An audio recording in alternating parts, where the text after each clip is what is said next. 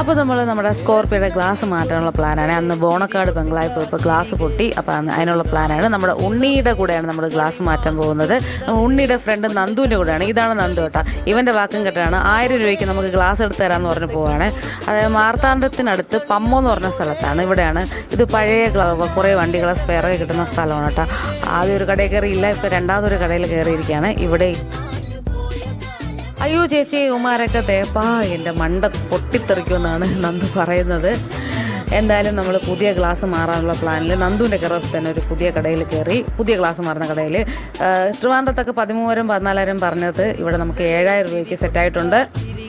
എല്ലാവർക്കും വിശന്ന് തുടങ്ങി. നമ്മൾ എന്തായാലും ഒരു റെസ്റ്റോറൻറ്റിൽ കയറിയിട്ടുണ്ട്. ഇവിടെ മാർത്താണ്ഡത്ത് അടുത്തുള്ള ഒരു റെസ്റ്റോറൻ്റാണ്. കയറിപ്പോൾ ചെല്ലുമ്പോൾ തന്നെ അടിപൊളി ഒരു ഫ്ലൈറ്റിൻ്റെ ലുക്കോടുള്ള റെസ്റ്റോറൻ്റാണ്. ഫുഡും അടിപൊളി തന്നെയാണ്.